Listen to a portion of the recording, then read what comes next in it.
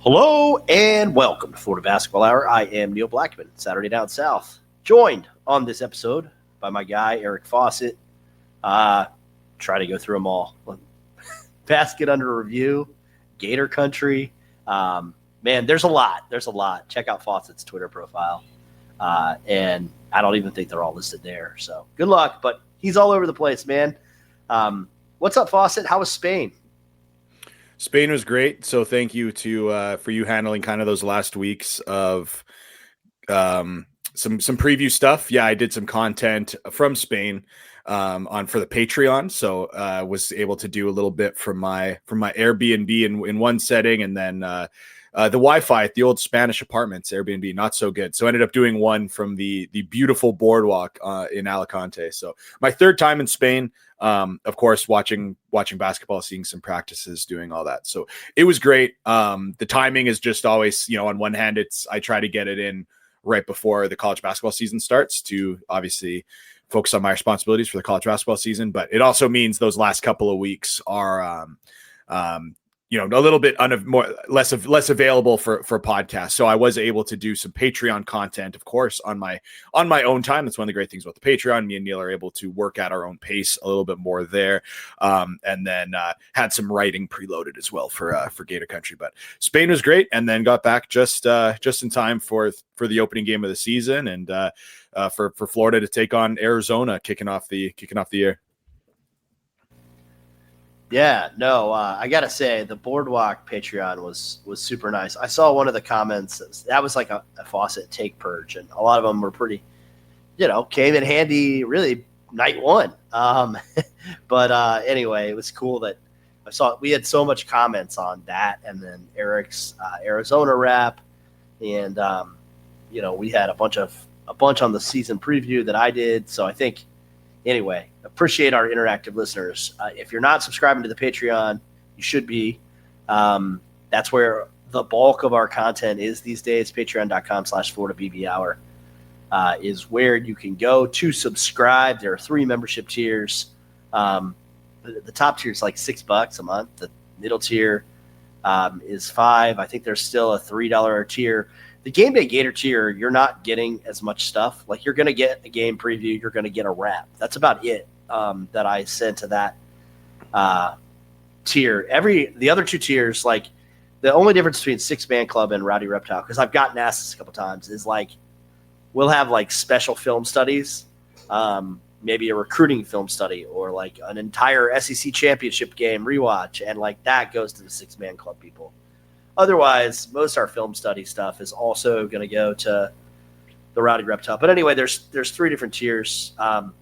It's worth it. Fawcett and I do like different stuff too. I have a ton of content from SEC Media Days. There's still more of it that I'm going to post as like the opponents come up.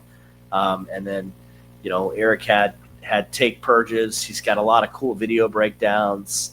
It's interesting to watch even like the CJ Ingram film study now. And like you could see his progression at Montverde, and now in 2 games, you could see his progression. Like, he's one of those players that started playing only basketball really late. So his curve seems to be a little higher, right, in terms of how quickly he's getting better. But anyway, a lot of stuff like that on the Patreon. Please go to patreon.com/FloridaBBR. People ask all the time, how can you support the podcast? And that's what I tell them. I said the best actual way to support us is to subscribe to the Patreon. So please consider doing that. And Florida playing that premier game on night 1. Full credit to Arizona and Florida for playing it.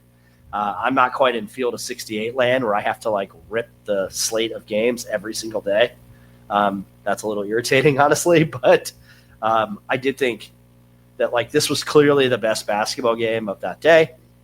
And like, other than St. John's, Alabama yesterday, it's basically been the best game of the first week of the season. It was an excellent game. In the end, I thought that the team that had the best player in the game won. And if you wanted to make the argument that the team that had the 2 best players in the game won, I'm not going to hate that argument. I do think the better way maybe to phrase it is that Arizona had the best front court player, and they also had the best guard. Yeah, that's about it. And when that happens, you could see how things could get really crooked. And obviously, it ended up being a game that was um, within an eyelash. Really, you think about that Boogie Flan getting a second steal, or this one, a little bit more where I forget who it was that Arizona was trying to inbound it to and threw it directly to Flan. He had the wide open corner three. He missed it, unfortunately. And for a lot of the discussion that I'm sure we'll get to about Florida shooting through 2 games, that's the one that maybe rings the most loud. The wide open corner three, which again is such no one practices those situations of like you're pressing fully, you suddenly get a ball thrown directly to you with no defender around, and then you've got to quickly take a couple steps, repivot from an angle you're not normally respacing from, and take a wide open corner three out of rhythm. Like, I don't want to make it sound like, wow, what a hard shot. It was a corner three, but it's also like that's just basketball. You don't make 100% of your wide open shots, and if you did, the sport would look a whole lot different. So that was a game that, to think that Jaden Bradley was the best player in the backcourt and Koa P was the best player in the front court, at least in terms of performance, we can, I would still like some of Florida's guys season long here, but on that night, yeah, Jaden Bradley was a player that I'll be honest, I didn't think was as good as he showed. I did video on that for our Patreon. I also did one at Basket Under Review. Did not think Jaden Bradley had that. And early in the game, I was like, so Jaden Bradley, known as someone who doesn't get to the rim all that much, known as someone who loves to take pull-ups to the mid-range. Thinking about how Florida is going to play drop coverage, I was like, great, Jaden Bradley's going to take 17 mid-range jump shots. He's probably going to hit 6 of them, and that'll be great for Florida's defense. And he took a couple of those mid-range jumpers early, and I was like, oh, great, this is exactly what Florida wants. He even hit a tough one over Urban Klobzar at one point, but it was one of those ones that like Florida would live with 100 times out of 100. And I think the problem came with when Jaden Bradley, who was, again, someone not known for getting to the rim, suddenly got to the rim over and over and over again.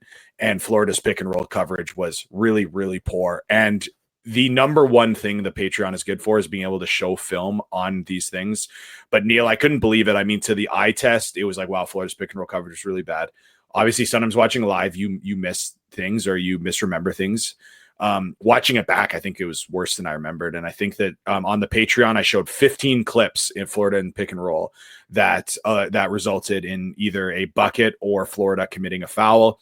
So, I mean, 15, well, most of them were 2-point buckets at least, because Arizona didn't have to take threes. One of the absolute craziest stats of the game, that Arizona only took 5 threes.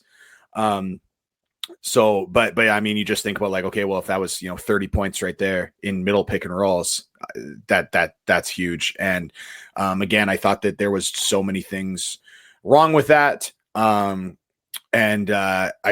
Just to think about the fact that Florida has guarded pick and rolls the same way exclusively since Golden got to town. Yes, you have some new players here, but it's about as simple a pick and roll coverage as there is.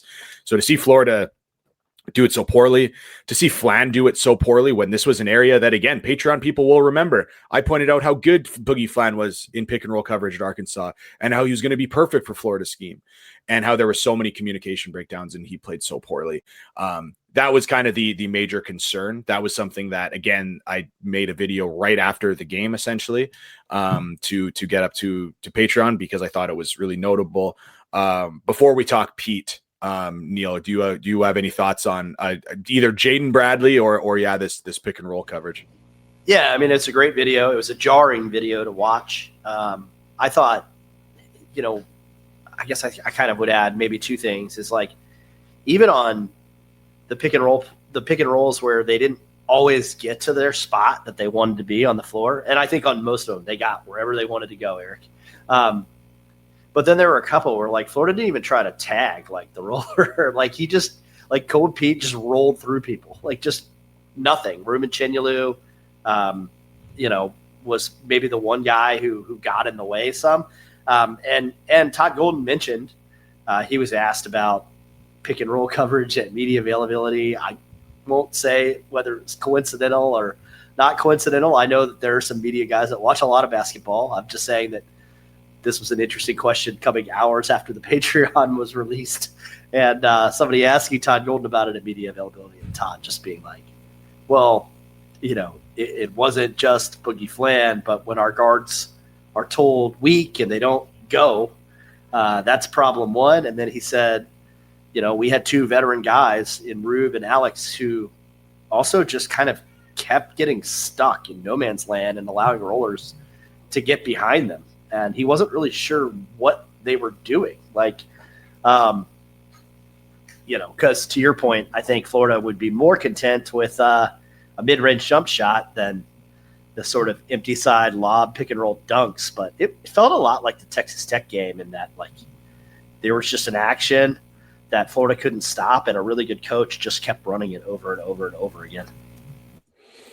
Yeah, the weak call is something that, again, I think that people should go watch the Patreon to see what we're talking about. But yeah, Florida essentially trying to send stuff to the left hand of ball handlers, and there was lots of times where the roller definitely called the weak, which means that they're getting to the left hand side of the ball handler, and that's often means rejecting the screen and the kind of almost like ice. I think a lot of people know what ice is, where ball handlers, defender, don't let them use the ball screen, keep them on one side.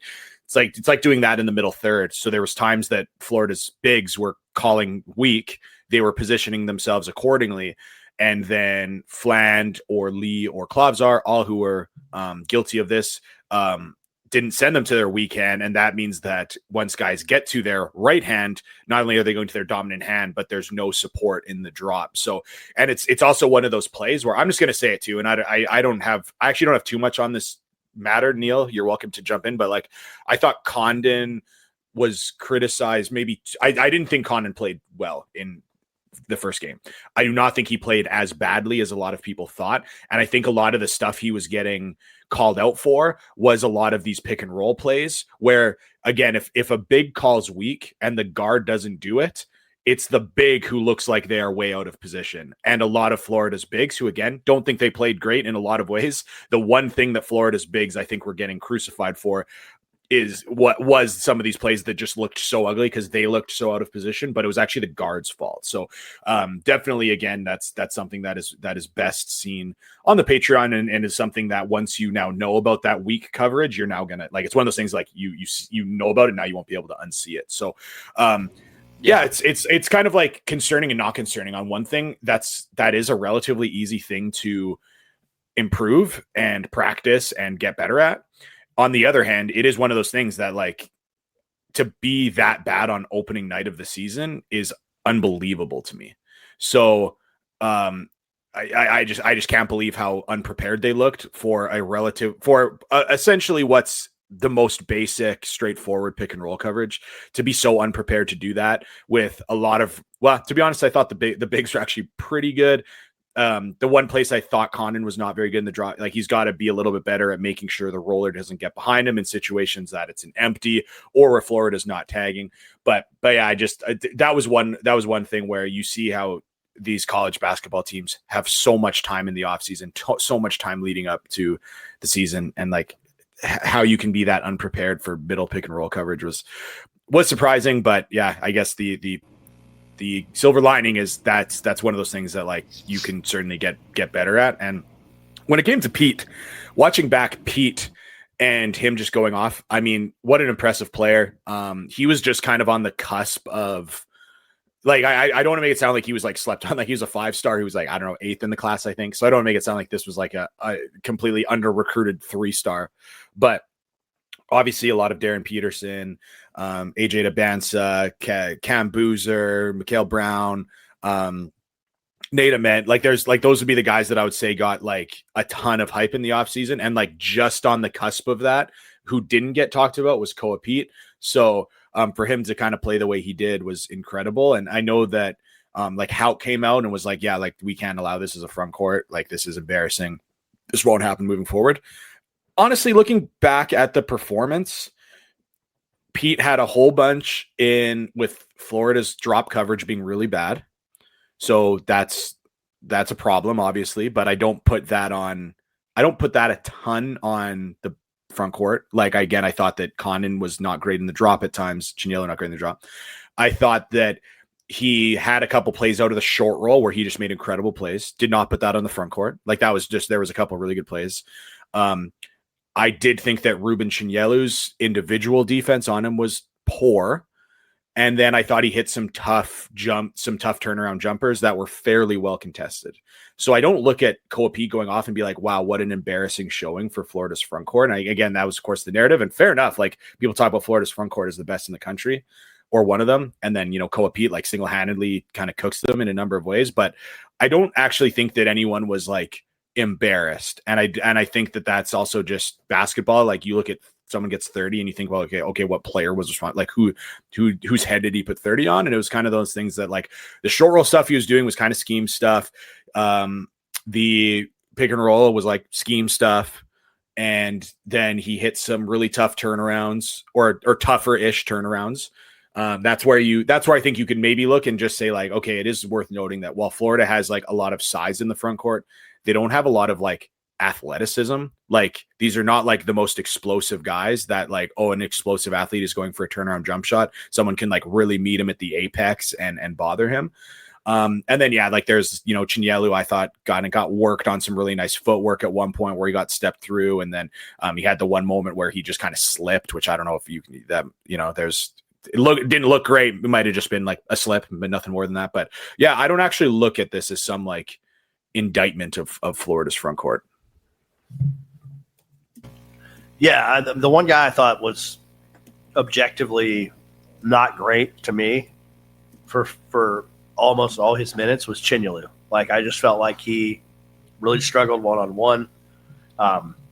When Florida tagged, he was late. He didn't tag rollers well. I thought he got dunked on a couple short rolls. I just thought it was tough for him. And then offensively, I think, interestingly, like, I think Micah Hanlockton is such a better passer than Ruben Chinyelu, and so much less. I don't want to use the word selfish with Chinyelu. I don't think that's the right word, but I think Ruben gets the ball down low, and like, he does look to score some, right? Like, he wants to get to the right shoulder and try to put the ball in the basket. And Micah Hanlockton gets the ball in the paint, and I think generally is looking to pass and distribute. And I think for this team, one is better than the other right now at helping create offense. Like, if you'd ask me, is Micah Hanlockton distributing to Tommy Houck cutting a more,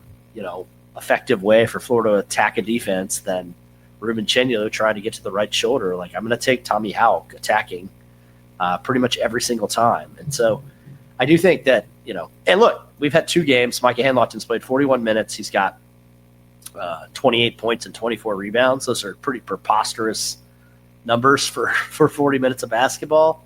So it's worth monitoring. I don't think they're going to change his role, so we don't really need to have that conversation yet. I think he's still going to come off the bench and Chinyu's going to start, and they're not going to really change that. The way that Todd Golden messed with it in the past is to kind of switch who plays high leverage minutes, and I think that could be the switch that will be interesting to watch this week when Florida plays 2 Power 5 teams that have at least one in particular in Miami that has a competitive chance against Florida, I would think. So so Chinyelu would be the guy that I'd kind of pick on. I didn't think Alex was great offensively, but I also think Arizona's front court had a lot to do with that, right? And I talked about Eric's right. I don't think Coapete, Caleb Wilson is another freshman who I don't think quite got the attention of the other elite freshmen, and they've both been really awesome to start the season, Pete and Wilson. Florida doesn't play UNC this year, but they do play Arizona, and so when I was doing a schedule preview, I think I spent 10 minutes on Caleb Pete in a Patreon video in August, just talking about how he's won a lot. He's also 20, which, like, he looks it.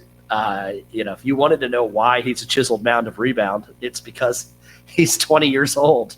And he's played on 4 FIBA USA teams, right, with the guys that Eric was mentioning that are all awesome. Just a really good player. And I think that'll be one of the better front courts that Florida plays. And I think Florida held their own in the front court. Ultimately, like, they lost. They still had a chance to win. They went 7 for 27 from 3-point range.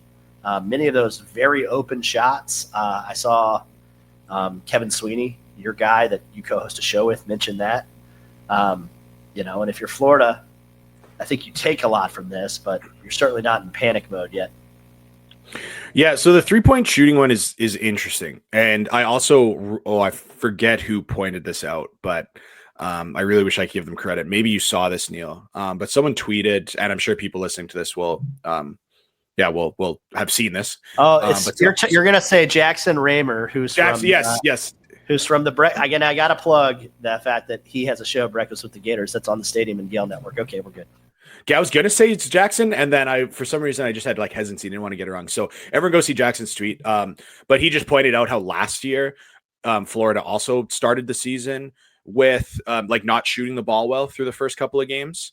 And of course, Florida goes on to really shoot the ball well the rest of the season. So that would be the one of the positive kind of reasons to not overreact. I do think that I feel a little bit differently than I would looking even back at last year, because if you look at last year and Florida started not shooting the ball well, there was some pedigree of Walter Clayton was a good shooter because he had shot well in the past. Elijah Martin had shot well in the past. Will Richard had shot well in the past. Past that, you didn't know exactly what to expect from like a Denzel Aberdeen, and Alex Condon, and Thomas Houck, and those guys went on to shoot the ball adequately. I do think there's a little bit more of a concern this year when you say, okay, Florida has not shot the ball well, and you look at Xavier Lee, who wasn't again, not a great shooter. Like, yes, he shot 37% last year, but he shot 34% the year before, and he shot 33% in conference play. So like it's like, and of course we know from people who watch Patreon will know that Xavier Lee is someone who takes all of his or makes all of his shots off the dribble and not as much off the catch. Then you look at Boogie Fland, and Boogie Fland was someone who shot 34% from three last year, and he shot 28% in SEC play. Obviously didn't play a ton of games in SEC play, but so it's one of those things that, one, if you look at like last year versus this year, well, last year you had guys that had proven they could make shots consistently at this level. And this year, you don't have the same level of guys that have proven that they can shoot the ball at this level. I'm not saying they cannot, but there is less like established, these guys can do it. I will also say this. When it comes to 3-point shooting, it is almost always a statistically driven evaluation. Whenever we talk about a transfer, we say, okay, well, what is their percentage? And then for those of us with the ability to go a little bit deeper with stats, we can go to things like synergy if we have access and say, okay, well, they shot this off the dribble versus this off the catch. And you can look at, but it's just, generally speaking, it's like somewhat of a statistically driven argument. When you look at the threes that Florida took in the first two games, first of all, one thing, they took a lot of really wide open ones and they missed those. That might have some concern. The other part of it, from the eye test element of it, like, these misses were horrific. Like, I got to the point where there was guys on Florida that every time they were putting up threes, I didn't know if it was going to hit the rim or not. Like, the amount of air balls, backboard, skidding off the outside of the rim. Like, it's one thing to be like, oh, some shots didn't fall when it hit the back of the rim, then the front of the rim, then the back of the rim and spilled out, or something that spun around 3/4 of the rim and spilled out and you miss. Like, these misses were ugly in a lot of settings. So I do have some concern. Neil, you were kind of the one who talked about Florida shooting as a possible concern. You talked about it a lot more than I did before the season. So it's something that like I didn't have as much concern as you did, and now I am very quickly concerned. I have joined the ranks of like somewhat concerned here, just because of, again, there's not a lot of history to go back on and say like, oh, well, given the history, these guys can make shots this level. And also going back and watching them, my God, like side of the backboard, air ball, hitting the backboard outside of the square and not hitting, like these misses were ugly. So I have some caution here. I'm not ready to like declare state of emergency, but I do think there's reason for concern. But really good from like Jackson to point out, last year's stats, there's going to be a lot of people that aren't concerned, and that is great. Curious to see where you land. Yeah, I mean, they didn't hit over 35% in a game until Florida State last year, which was game 4. So they were pretty bad through 3 games. Now, I'm with you. I thought some of the really open looks that they missed badly were definitely concerning. I would point out that, like, I saw a lot of skating of Urban Klavzar, and, like, I thought his shots looked pretty good and didn't go in for the most part. And, I think Alex Lloyd had one air ball. His other four all looked pretty good. He had a late shot clock air ball in the corner that I think he would love to have back. But, I think there's some guys that can shoot it. But, yeah, to Eric's point, much less pedigree. Hauk's shots have looked okay. He's had a couple that looked pretty bad. He's had a couple that looked pretty good. He's been Florida's best player through 2 games. I don't think that should surprise anybody. But, yeah, I mean, they're just going to have to get more out of Boogie in particular from an offensive standpoint. And then the question on Xavier is, can he be a catch-and-shoot guy sometimes? Or does he really need a couple dribbles to kind of set himself? Because they're going to need him to make some catch-and-shoot shots. It was good to see him make one at the end of the UNF game. Florida had their starters out there a little late in that game and ran a couple plays for Xavier Lee, and just to see him knock one down. But right now the splits between Boogie and Xavier are not awesome in terms of when one is on and the other is off. And I saw CB Analytics has some on-off splits where you can look at what Fland and Florida are operating at from a points per possession standpoint, with Fland on and with Fland off. And to go from the 94th percentile with him on to the 70th percentile with him off is actually a pretty significant. Even in 2 games, that's 24 percentiles. So I'm going to monitor that a little bit, because they're clearly a more organized offense when Fland is out there, even though he's not hitting shots right now. And so, I guess the question conceptually, schematically, however you want to talk about it, is what do you do to make the offense flow a little better when it is Xavier Lee and when Boogie's on the bench?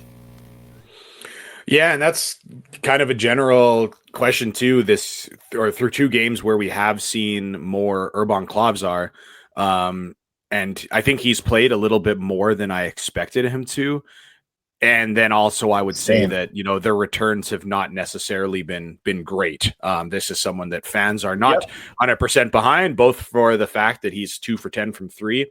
And that is a guy that, he's the one guy that the misses look okay, I guess. But at the same time, it's it took him a little while to get going last year shooting the 3, and someone who shot the ball really well in Spain, and hasn't been the case yet. And then for someone who has been known for, again, this was a guy that played a lot of professional minutes in good leagues, and as a point guard, he is some of the turnovers he had, the issues with ball security, that is just the absolute last thing that can happen for him. He was someone that is undersized, not athletic, not super fast, but the idea was okay, well, this is someone who is a veteran ball handler, so he's not going to turn the ball over. He's going to make great plays with the ball. We saw some of the excellent passing last year, and he's going to make shots. Through 2 games, he has not made shots and has had a couple really rough turnovers. So that's kind of interesting to see as well. Someone that I would have conceptually thought that him being out there would also really help the offense flow. And I do think to an extent it does. And,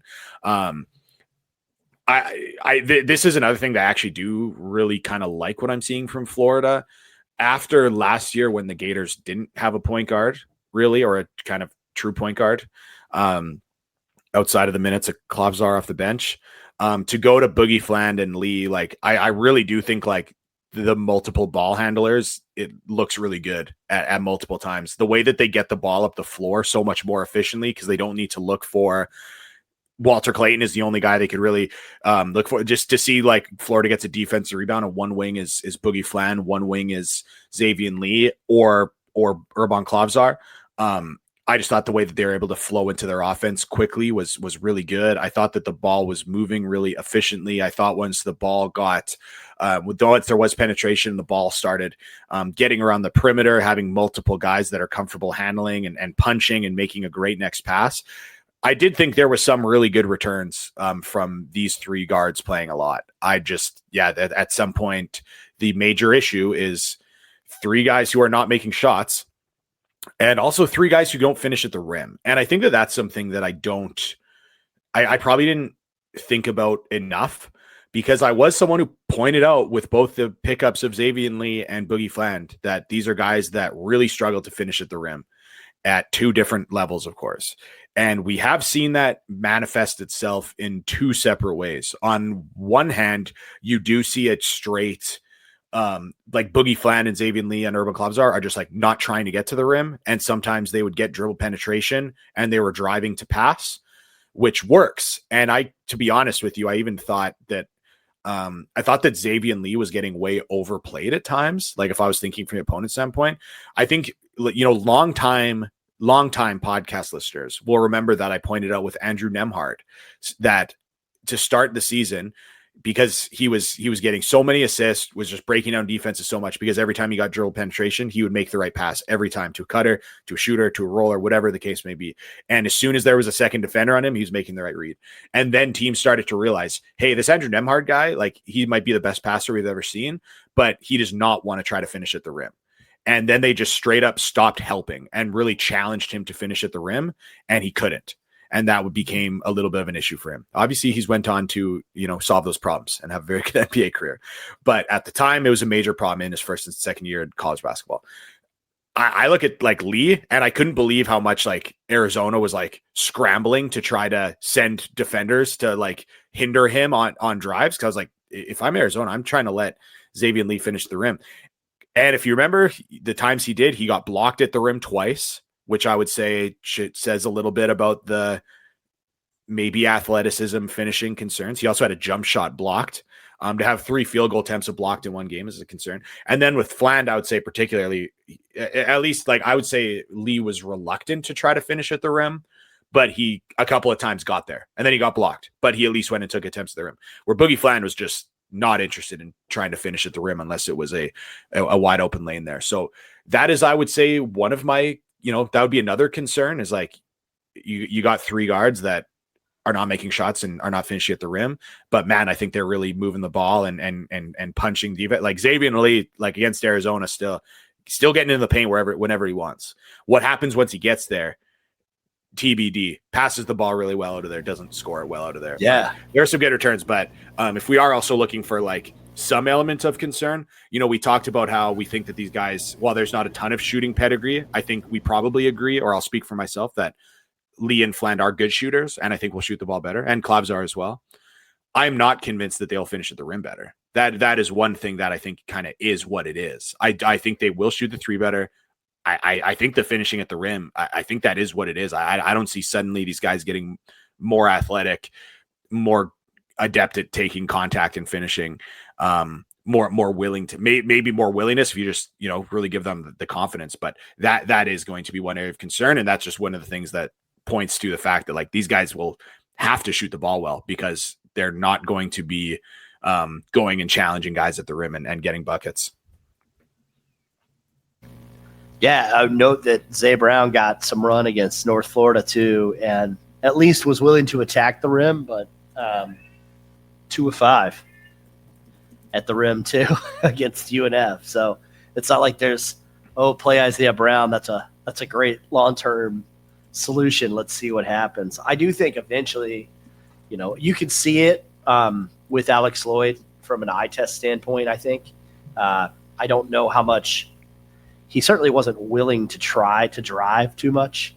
I think his one drive in the UNF game, he actually got fouled and went to the free throw line. And then after shooting 93% on free throws in high school, proceeded to miss both free throws. But I think on that play, he was just trying to get Ali Ryu the ball. And he didn't expect to necessarily get fouled or have to take the free throws. Anyway, we'll see. I'm interested to see if Alex gets run against non-bye game opponents, or if Florida kind of trims its rotation up again. I think a lot of that may depend on Urban Klavzar, who apparently has inherited Walter Clayton's one fabulously loud turnover at night award, without any of the awesome Walter Clayton stuff that comes with it. So, we can always make fun of the performance art when Walt was doing the other things he was doing. Urban Klavzar doing none of those things, which is a little concerning. Bright spots for me, this is I thought Florida's against UNF, who I don't think has a ton, but UNF made some really tough shots. I thought Florida defended better. They pressured the ball better. Everything was better against UNF, as you'd expect. Hard to take a lot from that game, except that it was a good response from Florida's front court. And then to see Micah Handlockton play that well a second time and have Florida clearly have 4 guys that they very much trust inside the paint, I think is extremely promising. I also think CJ Ingram's play through 2 games has been pretty encouraging, Eric. Like I definitely think their best defensive lineup right now involves CJ Ingram being on the floor. And whether it's Houck and Handlockton or Houck and Condon Ingram, and then probably Flynn and Klavzar at this point, however you want that to look, that seems to be the lineup that if you have to get a stop, like that would be what I might go with right now. It'll be more interesting when Florida plays a team that can punch back a little bit again. I don't know if that team is Florida State. We should talk about them for a few minutes and talk about Miami. We have, by the way, at patreon.com/FloridaBBHour, previews of those already up. And we're going to have a second Florida State preview that will drop tomorrow that Fawcett's already done. So there will technically be me talking about Florida State and then Eric showing you Florida State. And then there will be me spending a lot of time on a Miami team that, like in football, they have that cool talent composite thing. And you can go like, oh, Florida has more talent than Ole Miss. But Ole Miss is in the top 5, and Florida lost 38-7 to Kentucky. Or, that is not a thing. There's no talent composite in basketball. I think it would be really hard to do because of the portal too. Yeah.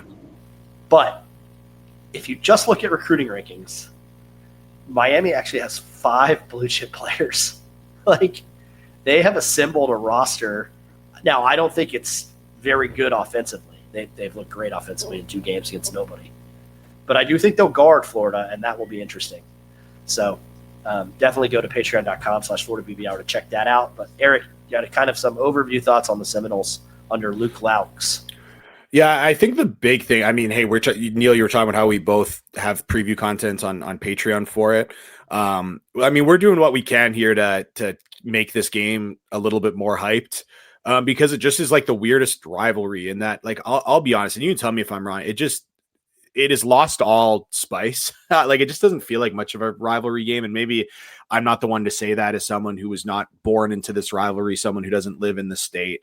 So you can tell me if I'm wrong. But on one hand, it's the fact that, obviously for a number of years, these were 2 places that not known for their basketball fandom as much as their football fandom. So like the fan engagement has not been totally there. And then just the way that when Florida had lean years, Florida State was really good. So those games were not particularly competitive. And then of course, Florida State wins 7 in a row, which kind of can take the wind out of some sails of some rivalry. And now Florida's kind of punched back with 4.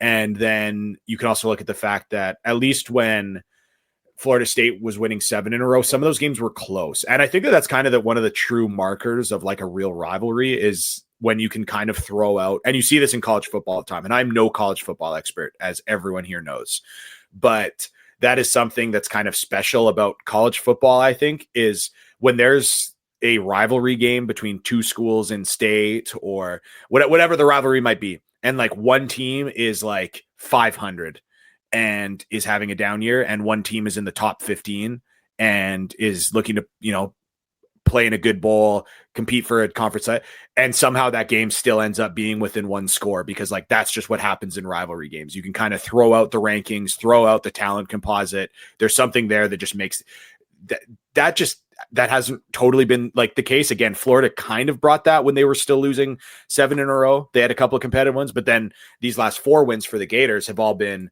I think the closest margin of victory was 9. Other than that, Florida's really just won comfortably. So a game that has not had a lot of spice in recent years, and I would love to see it kind of get up there. And in terms of just overarching thoughts about Florida State, and this is where showing some video on Patreon is big, but it is important that everything you know about Florida State, like you forget. Like, so now that it's Luke Laux taking the helm at head coach, Leonard Hamilton is gone. Leonard Hamilton, of course, had a very distinct style of play, bringing in as many long athletes and 7-footers as possible, denying ball pressure, playing fast, just getting the ball on the backboard and getting offensive rebounds and finishing. That is not the case anymore. Now, they do have some good size, but it is not guys who are those like Florida State athletes.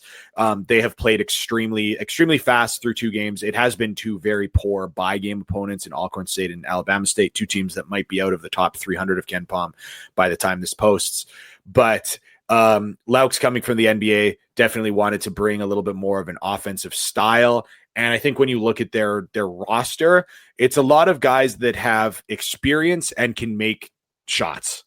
There is not a lot of individual creation or a lot of flash, but there is guys that are capable, 6'7" wings that can actually shoot. So a lot more shooting than we've seen from Florida State in recent years. And then again, an offense that is much less of a slog. And then the one player I'll note, because again, we don't want to do our full half an hour type breakdown we normally would on teams like this. The one player that I do think people need to note is Robert McCray. And that name might actually sound familiar because we talked about him last year when he was at Jacksonville and he played against the Gators. He had 20 points against the Gators, so had a very good game. Though notably, he had 0 assists. And I will say that is notable for this reason. In Florida State's first game of the season against Alcorn State, Robert McCray had 12 points and 17 assists. Which is just obviously getting 17 assists is unbelievable. It takes a little bit of, assists are not a great stat. It requires guys to, make shots, and sometimes great passes don't lead to buckets, but he had 17 assists and 2 turnovers in the opening game. And he had 5 assists and 3 turnovers against Alabama State. So he also just brings this playmaking element that Florida State hasn't had. And if any of you kind of remember from last year as well, he is 6'4" and 190. He is even though he's at Jacksonville, he started his career at, I'm blanking, I think maybe Wake Forest. But he has legit high major size. He is legit physical. And I guess my last point, as I keep saying, my last point, and then I continue to talk. Neil, you talked again before the season about maybe concerns about the lack of physicality and size in Florida's backcourt. Well, the backcourt of Florida State, 6'4", 190, Robert McCray, who's very good, very physical, 6'5", 210-pound Kobe McGee. He was at Drexel last year, hit 44% of his threes. He's 7 for 14 from 3 in the first 2 games of the season. Lejai Jones, 6'7", wing type from St. Bonaventure, tough St. Bonaventure style wing, who's also hit 38% of his threes last year, is 6 for 8 from 3 to start the season. So I do think that the size in the backcourt could be a strength for Florida State. But yeah, very different Florida State team who is putting up a lot of threes, has a lot of guys very capable of making them. And again, not super athletic, not super flashy, but size and experience.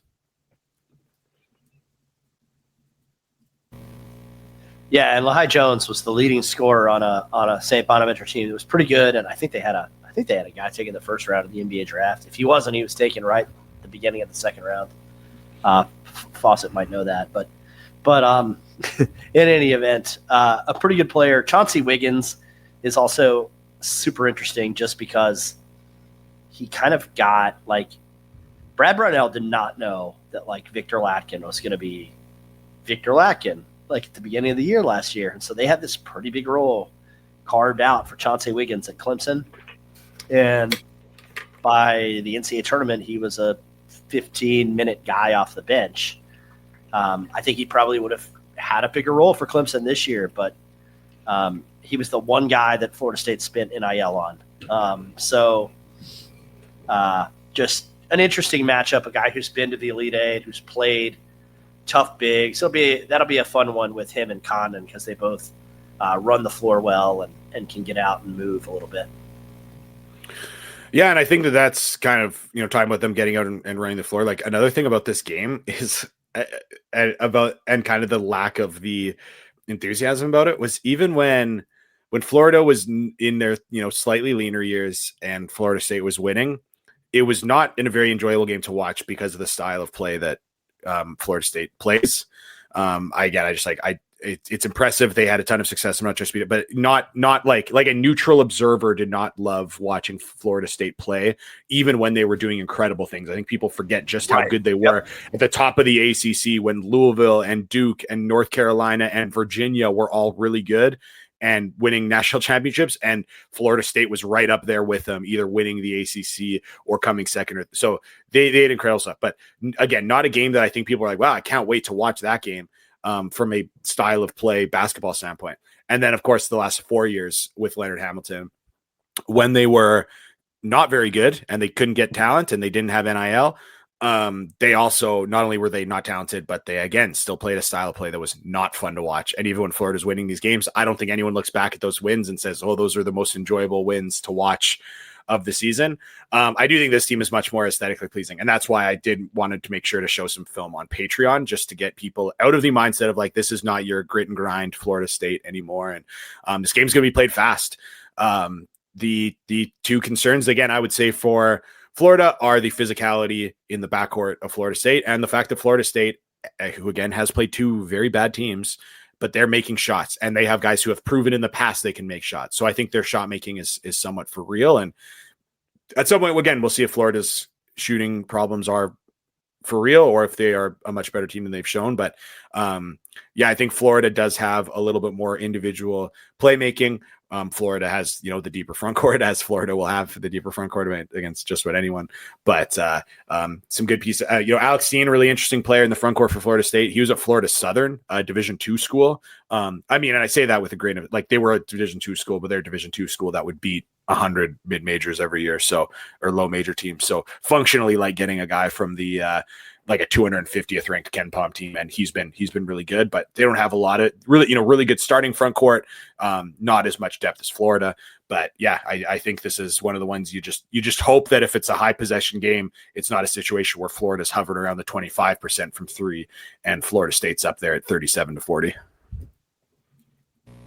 Yeah, I think that's right. And these are, every time Florida plays this year, they're going to get the best shot from everyone. That kind of whole like intangible thing that you want to talk about, but it's such a huge thing for Florida State. Like Michael Alford, the Florida State athletic director, was super honest, kind of in a refreshing way, when he hired Luke Laux, and he was like, we wanted to get somebody who understood basketball and loved Florida State because we don't have NIL. And everything we're doing right now is focused on rebuilding our football program. He that is honest. He said this out loud. And he's like, we would like Luke to find an innovative way to be competitive. And we believe he can do that. And so when they're like, here's $3.5 million, please compete in the ACC. You take a kid from Florida Southern, you take a Thomas Bassong from France, an overtime elite, and say, hey, we're going to put you in big time minutes at the floor right away. And that's just what Laux just took. So, like, anytime he can be competitive in a game like this, it's proof of concept. So that feeds into that sort of intangible factor. But, yeah, right now the rivalry has been boring for a decade. I'm sure Florida fans would love it to stay that way on Tuesday night. Check out the previews at patreon.com/Florida BB Hour. I'll let Eric sign us off. It's been a bit since we've gotten a Fawcett sign off. Go Gators and keep attacking closeouts.